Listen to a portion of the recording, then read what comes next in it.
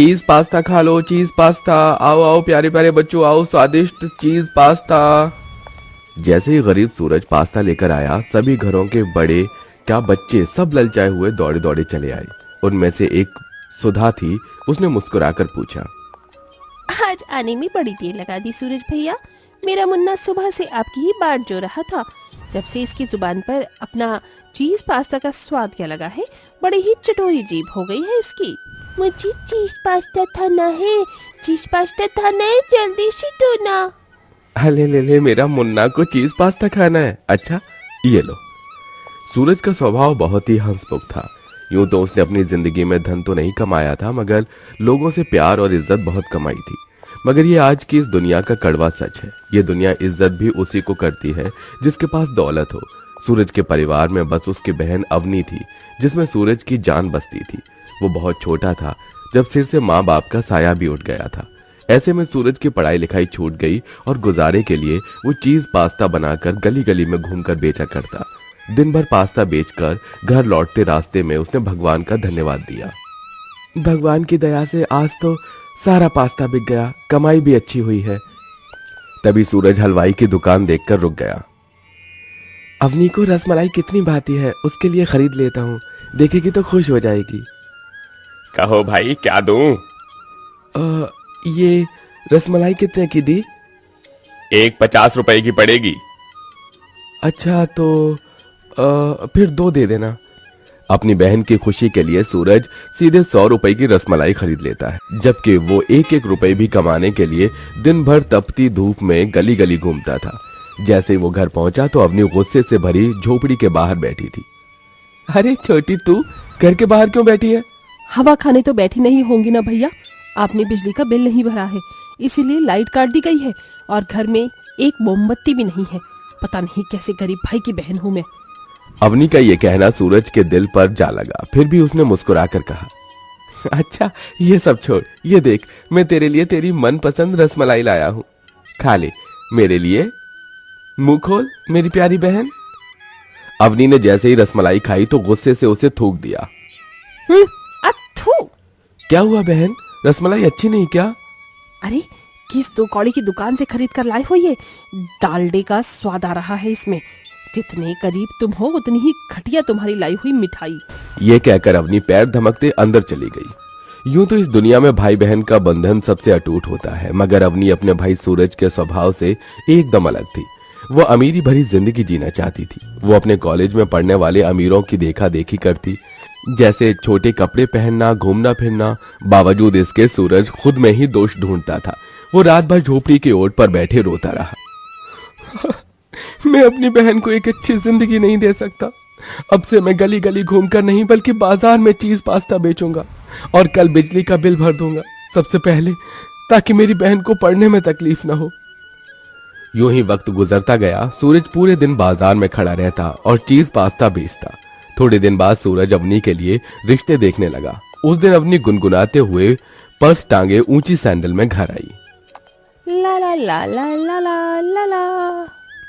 सूरज ने तस्वीर दिखाते हुए कहा, अवनी ये देख, मैंने तेरे लिए ये कुछ रिश्ते देखे हैं।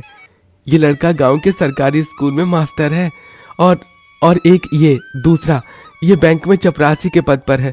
तू बस हाँ कर दे। तस्वीर देखकर अवनी ने दांत पीस लिए और बौखला कर बोली, मुझे तुमसे यही उम्मीद थी भैया, तुम मेरे लिए ऐसा ही कोई गया गुजरा रिश्ता ढूंढोगे। मगर एक चपरासी या मामूली से स्कूटर मास्टर से मैं शादी करके अपने आगे की सारी जिंदगी गरीबी में नहीं बिताना चाहती। मैंने अपने लिए लड़का ढूंढ लिया है और उसी से शादी करूंगी। अपनी बहन के इस फैसले को सुनने के बाद भी उस गरीब भाई ने मन के गमों को होठों पर आने नहीं दिया। अरे कौन वो खुश नसीब जिसे मेरी बहन ने चुना है? रोहित नाम है उसका, बिजनेसमैन है, नौकर चाकर है, कई गाड़ियां हैं उसके। घर में देखो तो पता चले भैया। तुम तो पास्ता बेचकर भी मुझे इस गरीबी के सिवा कुछ दे नहीं पाए। बस मेरी शादी अच्छे से कर देना, इतना तो कर ही सकते हो अपनी छोटी बहन के लिए। सूरज ने डबडबाई आंखों से अपनी बहन की ओर देखकर कहा, तू चिंता मत कर बहन, तेरा यह गरीब भाई तेरी शादी बड़े धूमधाम से करेगा, तू देखना। उस रात सूरज ने एक बक्से को खोला जिसमें कुछ पुराने नोटों की गड्डी थी। उसने उसे गिना और दुख जताते हुए कहा, इतने सालों से चीज पास्ता बेचकर भी पाई पाई जोड़ने के बाद भी बस अब तक 20,000 ही है। फिर सूरज कर्ज लेकर बड़ी धूमधाम से बहन की विदाई करता है। अपना बड़ा सा आलीशान ससुराल देखकर अवनी खूब इतराती है। आखिर आज मेरा सपना पूरा हो गया। आज मैं इतने अमीर घर खानदान की बहू बन गई। अपर्णा ने अवनी का स्वागत किया। आओ अपर्णा बहू, इस खानदान में तुम्हारा स्वागत है। अगले दिन रोहित ने अवनी से कहा, अपनी आज तुम पगफेरे के लिए अपने घर चल रही हो ना? रोहित, मेरे जाने का बिल्कुल मन नहीं है। पर भैया तुम्हारी राह देख रहे होंगी। अपनी थोड़ी देर की तो बात है। थोड़ी ही देर में महंगी सी गाड़ी गरीब सूरज के द्वार पर आई, जहां अंदर सूरज चूल्हे के धुएं में पास्ता बना रहा था। आज तो कितनी देर हो गई, बस चीज डालना रह गया। हो गया पास्ता तैयार, अभी बेचने भी जाना है। इतने में अवनी महंगी सी साड़ी और गहने पहने हाथों में पर्स टांगे अंदर आई। अपनी बहन को देखकर सूरज फूला नहीं समाया।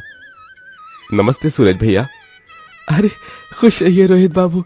अवनी मेरी बहन, आजा आजा बैठना। तभी अवनी ने घमंड से भरे अंदाज में कहा, कहाँ बैठूं? इस झोपड़पट्टी में बैठने के लिए कुर्सी भी तो नहीं है। इस फटीचर चटाई पर मैं नहीं बैठूंगी। मेरा यहाँ दम घुट रहा है। रोहित, मुझे घर ले चलो प्लीज।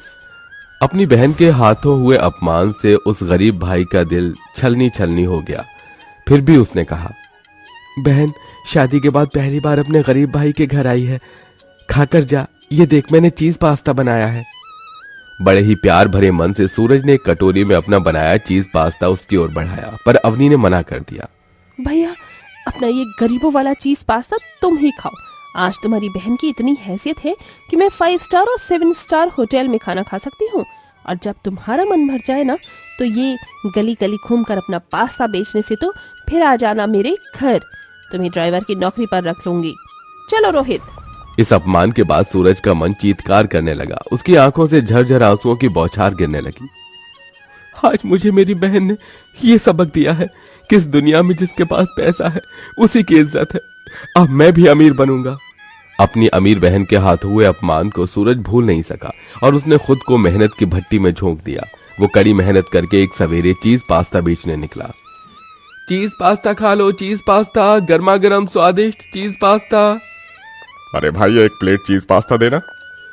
एक प्लेट चीज पास्ता मुझे भी देना। जी भैया, अभी देता हूँ। धीरे धीरे उसका छोटा मोटा पास्ते का ठेला दुकान और फिर नामी रेस्टोरेंट में बदल गया। अब तो जैसे हर जुबान पर कल के गरीब सूरज के चीज पास्ता का स्वाद चढ़कर बोलता। उसके पास घर, बंगला, गाड़ी सब हो गया। फिर एक दिन आंखों में आंसू लिए अवनी एक पुरानी सी फटेहाल साड़ी में मुरझाए चेहरे के साथ अपने भाई के घर आई। भैया, मेरा सब कुछ लुट गया, कारोबार डूब गया भैया। मैं हमारा घर नीलामी हो गया। बहुत गरीबी और बदहाली में जी रहे हैं हम। आपकी ये गरीब बहन बहुत परेशान है। अपनी बहन की बुरी हालत देखकर सूरज अपमान के वो दिन भी भूल गया। उसने डबडबाई आंखों से कहा, चुप हो जा अवनी, रो मत। बहन, तेरा भाई अभी जिंदा है तेरे लिए। मगर बहन, हमेशा याद रखना, कोई भी काम छोटा या बड़ा नहीं होता। देख, कल अपने भाई के जिस काम को तू छोटा कहकर गई थी, आज उसी चीज पास्ता के मेरे कई रेस्टोरेंट हैं और मेरा सब कुछ तेरा ही तो है। इतना सब हो जाने के बाद अपने भाई के मन में अपने लिए स्नेह देखकर अवनी अपने भाई के गले लगकर गुजरे पल क्षणों को याद करके बस रोती ही गई। भैया, मुझे माफ कर दो, मैंने जो आपका दिल दुखाया है। सूरज ने सब भूलकर बदहाली में अपनी बहन की मदद की। मगर याद रखिए, वक्त बनते और बिगड़ते देर नहीं लगती, क्योंकि ये किसी एक का होकर कभी नहीं रहता।